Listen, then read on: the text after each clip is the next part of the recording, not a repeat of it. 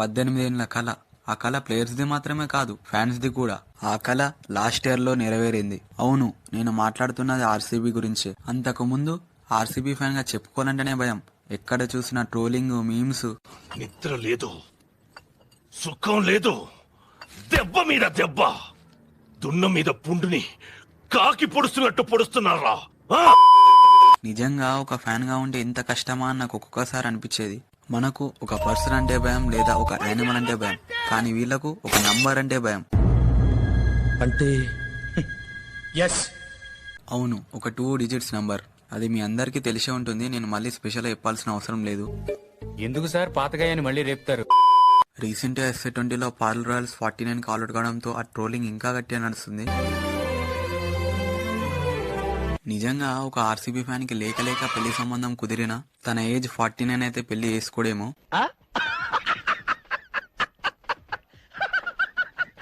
సరే, ఇప్పుడు మనం క్రికెట్ గురించి మాట్లాడదాం.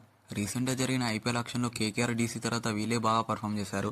వీళ్ళు వాళ్ళ టీంలో ఎలాంటి ప్లేయర్స్ సూట్ అవుతారో అలాంటి ప్లేయర్స్ ని తీసుకున్నారు. అనవసరమైన ప్లేయర్స్ ని తీసుకోలేరు, ఎల్ఎస్జీ లాగా. సరే, ఇప్పుడు వీళ్ళ ఆక్షన్ లో ఎవరెవరిని కొన్నారు, అలాగే ఎందుకు కొన్నారో కూడా చూద్దాం. ముందుగా వీళ్ళ ఆక్షన్ లోనే హైయెస్ట్ బిడ్డింగ్ ప్లేయర్ వెంకటేశ్వర్. ఇతన్ని 7 crores పెట్టి తీసుకున్నారు. లాస్ట్ ఇయర్ లో కూడా ఇతని కోసం ట్రై చేశారు. ఆల్మోస్ట్ 23 crores వరకు వెళ్లారు. తర్వాత కేకేఆర్ వాళ్ళు తీసుకున్నారు.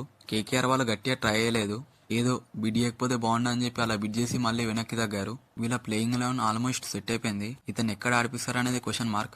మేబీ డొమెస్టిక్ లో బాగా పర్ఫామ్ చేస్తే స్టార్టింగ్ నుంచి నంబర్ 3 లో ఆడిపించచ్చు. తర్వాత మంగేష్ యాదవ్, ఇతన్ని 5.20 crore పెట్టి తీసుకున్నారు. ఇతను మధ్యప్రదేశ్ తరపున ఆడతాడు. ఇది బెస్ట్ పిక్ వీళ్ళ ఆప్షన్ లోనే. ఇతను left arm fast bowler. Power play ఇంకా డెత్ లో కూడా వికెట్స్ తీయగలడు. లాస్ట్ లో వచ్చి ఒక 20-30 runs కొట్టే ఎబిలిటీ కూడా ఇతనికి ఉంది.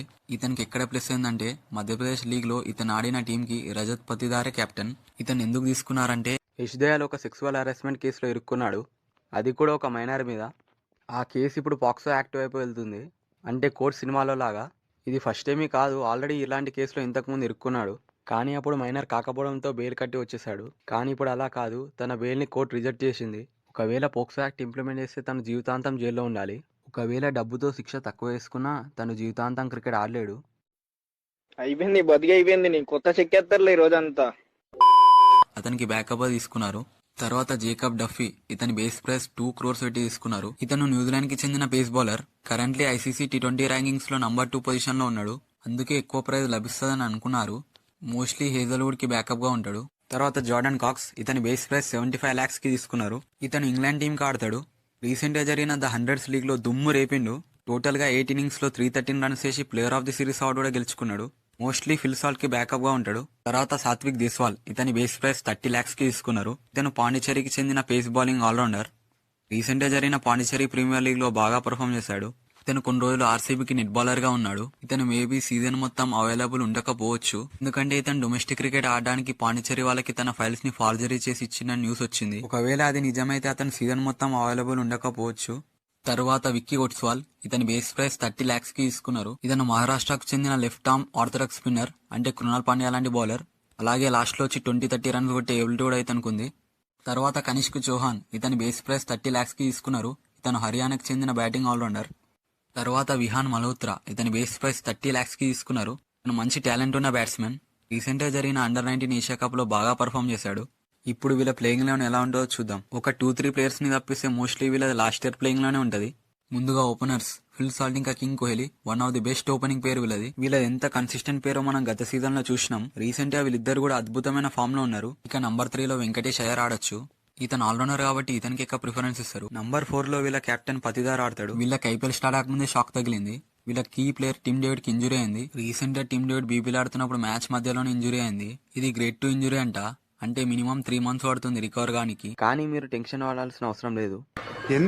ఎందుకంటే రీసెంట్ ఆస్ట్రేలియా వాళ్ళు వాళ్ళ T20 వరల్డ్ కప్ స్క్వాడ్ ని అనౌన్స్ చేశారు. అందులో టిమ్ డేవిడ్ ని కూడా పిక్ చేశారు. కానీ ఇక్కడే ఒక పెద్ద ట్విస్ట్ ఉంది. నేను కాసేపు కూడా ఆనందపడేది ఇష్టం లేదా నీకు? వీళ్ళు అనౌన్స్ చేసింది ప్రిలిమినరీ స్క్వాడ్. సింపుల్ గా చెప్పాలంటే ఐసీసీ ఒక కొత్త రూల్ తెచ్చింది. అందులో January 31st వరకు టీమ్స్ వాళ్ళ స్క్వాడ్ లో చేంజెస్ చేసుకోవచ్చు. టిమ్ డేవిడే కాదు, జాష్ హ్యాజల్వుడ్, ప్యాట్ కమిన్స్ కూడా ఇంజురీస్ ఉన్నాయి, కానీ వాళ్ళే అంత పెద్ద ఇంజురీస్ కావు. సో వీళ్ళని కన్సిడర్ చేసుకుని ఈ స్క్వాడ్ ని అనౌన్స్ చేశారు. ఆస్ట్రేలియా సెలెక్టర్ జార్జ్ బేలీ కూడా ఇదే చెప్పాడు. మేము వీళ్ళని ట్రాక్ చేస్తున్నాం, వీళ్ళు వాళ్ళ ఇంజురీస్ నుంచి బాగానే రికవర్ అవుతున్నారు. ఒకవేళ ఏదైనా తేడా వస్తే స్క్వాడ్ లో చేంజెస్ ఇస్తామని క్లియర్ గా చెప్పాడు. సో మనం వరల్డ్ కప్ అయిపోయే వరకు చెప్పలేం టిమ్ డేవిడ్ ఐపీఎల్ ఆడతాడా లేదా అనేది. ఇక నంబర్ 5 లో టిమ్ డేవిడ్ అవైలబుల్ ఉంటే టిమ్ డేవిడే ఆడతాడు. ఒకవేళ టిమ్ డేవిడ్ అవైలబుల్ లేకపోతే జార్డన్ కాక్స్ లేదా జాకబ్ బెదల్ వీళ్ళిద్దరిలో ఎవరికొకరికి ఛాన్స్ దొరుకుతుంది. తర్వాత నంబర్ 6 లో జితేష్, నంబర్ 7 లో కృణాల్, నంబర్ 8 లో షెఫర్డ్, నంబర్ 9 లో భూవీ, నంబర్ 10 లో హ్యాజల్వుడ్, నంబర్ 11 లో మంగేష్ యాదవ్ ఆడతారు. అలాగే ఇంపాక్ట్ గా సుయాష్ శర్మ ఉంటాడు. మోస్ట్లీ ఈ సీజన్ కి ఇదే వీళ్ళ ప్లేయింగ్ 11. ఈ ప్లేయింగ్ 11 పై మీరేమనుకుంటున్నారో కింద కామెంట్స్ లో చెప్పండి. మరి చూద్దాం ఈసారి ఆర్సీబీ వాళ్ళ టైటిల్ ని డిఫెండ్ చేసుకుంటారా లేదా అనేది. That's all for today guys, thanks for watching. నేను అందలా మోడీ ఇష్టం ఉంటే లైక్ చేయండి, ఫ్లాష్ మ్యాన్ ఇష్టం అయితే సబ్స్క్రైబ్ చేసుకోండి అని చెప్పాను. మీకు నా కంటెంట్ నచ్చితే లైక్ చేసి సబ్స్క్రైబ్ చేసుకోండి.